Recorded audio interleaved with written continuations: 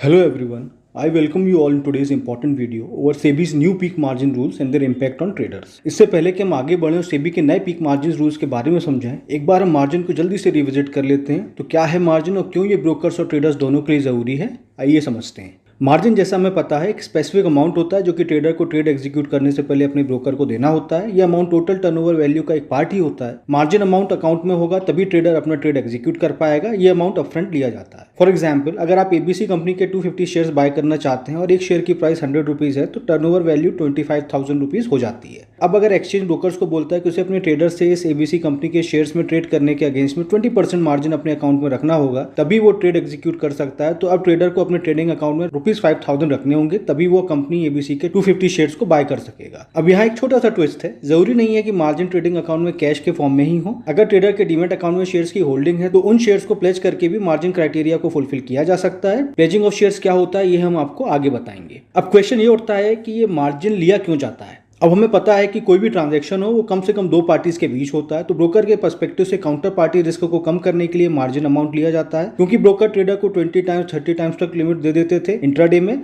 जिससे ब्रोकर का risk exposure बढ़ जाता था और ट्रेडर भी अपनी रिस्क कैपेसिटी से ज्यादा का लेवरेज यूज करते हुए बड़े ट्रेड करता था, जिससे उसका रिस्क एक्सपोजर भी बढ़ जाता था और कैपिटल इरोड हो जाती थी। तो ब्रोकर और ट्रेडर के रिस्क को कम करने के लिए सेबी ने न्यू पीक मार्जिन रूल्स को इंप्लीमेंट करना शुरू कर दिया है। Let us go through the types of margin. First is war, value at risk. ये 99% डेज में एसेट प्राइस में आए हुए एक्सट्रीम फ्लक्चुएशंस को देखकर डिसाइड किया जाता है। लिक्विड एसेट्स में एक दिन के लॉस को मार्जिन कवर करते हैं, वहीं लिक्विड एसेट्स में 3 दिन के लॉसेस को मार्जिन कवर करते हैं। Second is extreme loss margin. 99% days में जो लॉस की प्रोबेबिलिटी है उसको कवर करने के बाद भी अगर कुछ एक्सट्रीम सिचुएशंस में लॉस हो सकता है तो उसको कवर करने के लिए ईएलएम मार्जिन लिया जाता है। In FNO segment, initial margin. Initial margin is used to cover risk in futures and option contract. Initial margin span और एक्सपोजर मार्जिन को ऐड करके बनता है। स्पैन मार्जिन मिनिमम मार्जिन है जो कि एफएनओ में ट्रेड करने से पहले अकाउंट में होना ही चाहिए। ये एसेट प्राइस के रिस्क और वोलेटिलिटी के बेसिस पर कैलकुलेट होता है। एक्सपोजर मार्जिन इनिशियल मार्जिन के ऊपर लगाया जाता है जो कि मार्क टू मार्केट लॉसेस को मैनेज करने के लिए होता है। तो चलिए देखते हैं क्या है सेबी के न्यू पीक मार्जिन नॉर्म्स। 1 दिसंबर 2020 के पहले ब्रोकर्स को दिन के आखिर में एक्सचेंज को मार्जिन के बारे में अपडेट करना होता था, जिससे ब्रोकर को दिन में अपने हिसाब से इंट्राडे मार्जिन डिसाइड कर लेने का मौका मिल जाता था, जो कि 2%, 3%, इवन 4% तक हो जाता था। ट्रेडर्स को काफी लेवरेज मिल जाता था और कम अमाउंट में ज्यादा बड़ी पोजीशंस ले सकते थे। इससे ब्रोकर्स की भी ब्रोकरेज बढ़ जाती थी और ट्रेडर्स का रिस्क रिटर्न ट्रेड ऑफ भी बढ़ जाता था। पर न्यू रूल्स के अकॉर्डिंग अब क्लियरिंग कॉर्पोरेशन ब्रोकर्स के इंट्राडे पोजीशन अकाउंट का दिन में रैंडमली 4 बार स्नैपशॉट लेंगे और चारों बार में जो भी पीक या हाईएस्ट अमाउंट मार्जिन अकाउंट में होगा वो कंसीडर किया जाएगा।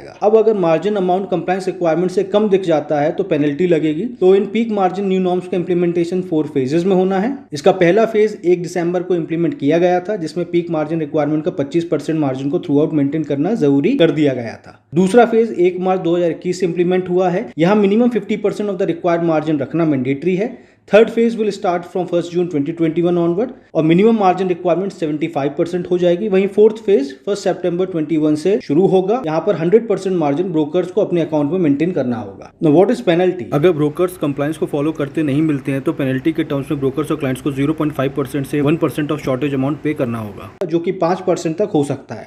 अगर non compliance off peak margin rules लगातार 3 दिनों तक देखने को मिलता है या 1 महीने में 5 बार देखने को मिलता है तो 5% तक का पेनल्टी शॉर्टेज अमाउंट पर चार्ज हो सकती है। न्यू पीक मार्जिन रूल्स के पहले ब्रोकर अपने मन मुताबिक इंट्राडे पोजीशंस में एक्सपोजर या लेवरेज देते थे, जो कि दिसंबर 1, 2020 से फिक्स कर दिया गया है। सितंबर 1, 2021 से इंट्राडे मार्जिन इक्विटी के केस में वार प्लस ईएलएम रहेगा। इसके ऊपर कोई अलग से मार्जिन नहीं दे सकते। और एफएनओ के केस में स्पैन प्लस एक्सपोजर मार्जिन ही मार्जिन को डिफाइन करेगा। पर जैसा हमें पता है कि हर स्टॉक का वार प्लस ईएलएम डिफरेंट होता है, तो सेबी ने ब्रोकर को बोला है कि वार प्लस ईएलएम और 20% ऑफ द ट्रेड वैल्यू में जो भी कम हो उसको मार्जिन के तौर पर अकाउंट में रखना जरूरी है। अब ज्यादातर स्टॉक्स का वार प्लस ईएलएम 20% से ज्यादा ही है, तो हम कह सकते हैं कि 20% मार्जिन रखना मैंडेटरी होगा। एक मेजर चेंज इन्वेस्टर्स के लिए भी है। अगर आपके डीमेट में शेयर्स हैं और उनको सेल कर देते हैं तो आपको नए रूल्स के अकॉर्डिंग 80% अमाउंट ही अगले 2 दिनों तक यूज करने दिया जाएगा। रिमेनिंग 20% 2 दिनों के बाद अकाउंट में रिफ्लेक्ट होगा। Now what is pledging of shares? आप चाहें तो अपने डीमेट अकाउंट के शेयर्स को प्लेज करके भी मार्जिन को यूज कर सकते हैं। जो भी शेयर्स की वैल्यू होगी उसमें से 20 to 25% हेयरकट यानी कि वैल्यू को रिड्यूस करके आपको कोलेटरल मार्जिन दिया जाएगा। अगर आपके अकाउंट में शेयर होल्डिंग 1 लाख तक की है तो आपको 70,000 से 80,000 तक का मार्जिन अवेलेबल कराया जा सकता है। प्लेजिंग कैसे करें उसका पूरा प्रोसेस आपको आपके ब्रोकर से पता चल जाएगा। प्लेजिंग ऑफ शेयर्स आप अपने मोबाइल ऐप से भी कर सकते हैं। इंद्रा सिक्योरिटीज के क्लाइंट ट्रेड इंस्टा ऐप के थ्रू शेयर्स को प्लेज कर सकते हैं।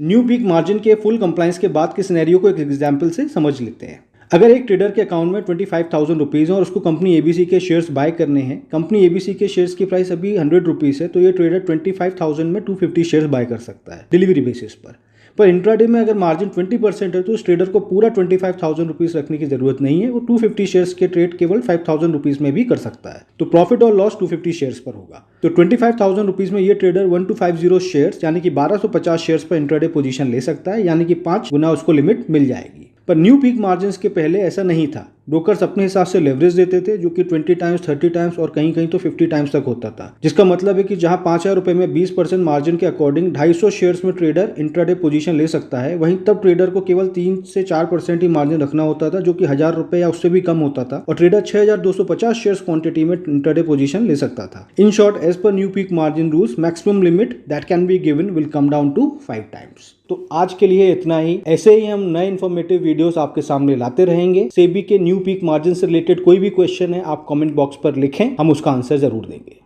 Thank you.